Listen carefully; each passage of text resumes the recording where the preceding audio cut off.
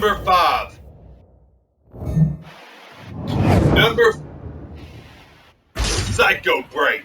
All right, so this is the Rise of 5, or the one of the reasons, 5 things to consider about Rise of Iron before you get it.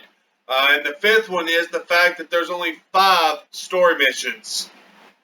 5 story missions. Number 4.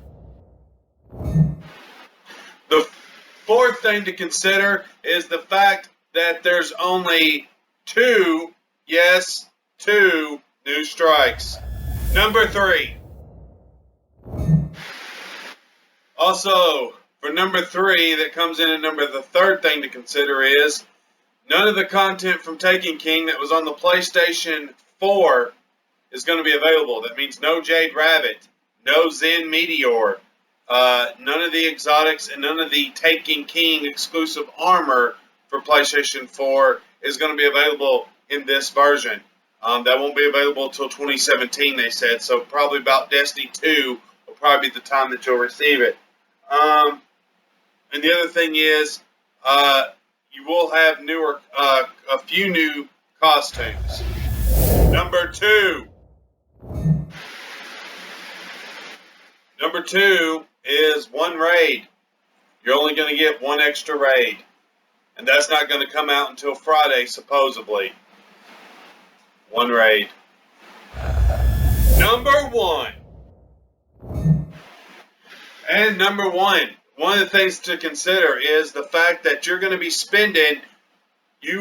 spending exactly $30 or $49 if you're getting this whole expansion,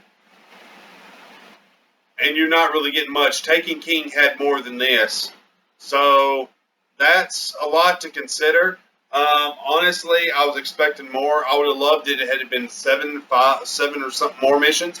But I do want to give a shout out to Microsoft, because whatever floats their boat, they give me a money thing in the Microsoft thing, and I was able to get that on, and the Telltale Batman thing. But yeah, this is my 5 things to consider before getting Rise of Iron. The number 1 thing is, yes, there's only a couple of things on that. The other thing is the pre-order for the Gjallarhorn and the Gallarwing, the Sparrow.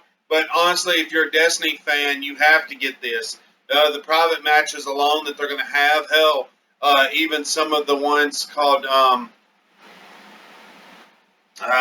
Supremacy. Even that's going to be well worth getting.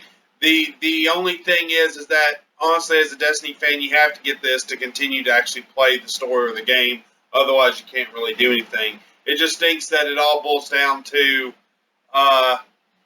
that PlayStation 4 gets another thing of exclusive gear, and we're not getting anything for the Xbox One. Paid the same amount of money for it. I really think this is terrible, because obviously the exclusivity on this Destiny thing is probably going to be for PlayStation in the long run as well.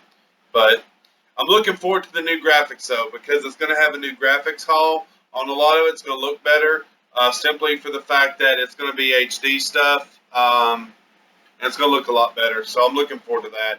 Well, guys, rate, comment, subscribe. This is my 5 things to consider of Rise of 5, which was pretty much Rise of Iron. 5 things to consider before getting Rise of Iron. Thank you. If you like this, please rate, comment, subscribe, and as always, break every chain.